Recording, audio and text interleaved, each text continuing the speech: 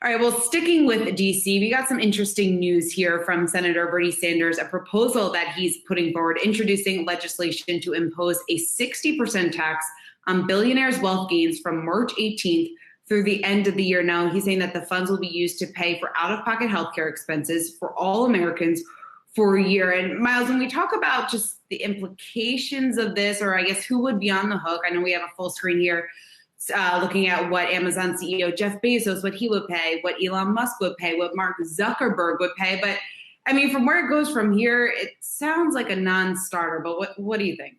Well, I think, yes, this specific bill will not be passed, and there will not be paying taxes on the gain. Basically saying stock gains that accrued to billionaires during the pandemic should be taxed because they came at the expense of workers who were out of work and who lost everything. And I think that impulse is fair, but this bill will not be passed. But I think what is notable is that this is one of many tax to rich proposals that we've seen, and it's certainly not going to be the last that we see from the Senate. And I think that as we move forward here through the next decade as a country, it seems less and less likely that the richest Americans who have essentially skated by with all sorts of loopholes and ways to not pay taxes on their wealth will be able to continue that indefinitely. It just seems that there's too much political inertia from the left and more politicians getting elected on platforms that would explicitly say we need to impose a tax on wealth over whether it's 50 million, 100 million, $1 billion, which applies to such a small number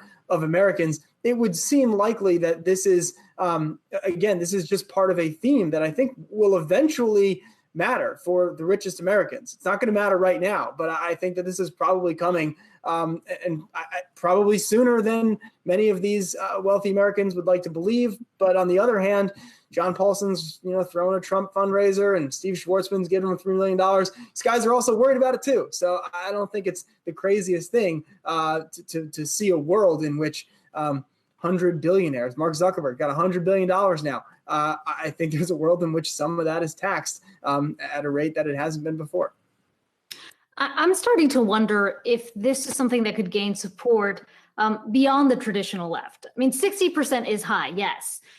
But you do have to wonder that when we're talking about millions of people out of work, whether there is this growing, I don't know if it's animosity, resentment, what the right word is, but there is a growing divide. And so I'm thinking back to when Bernie Sanders was still a presidential candidate.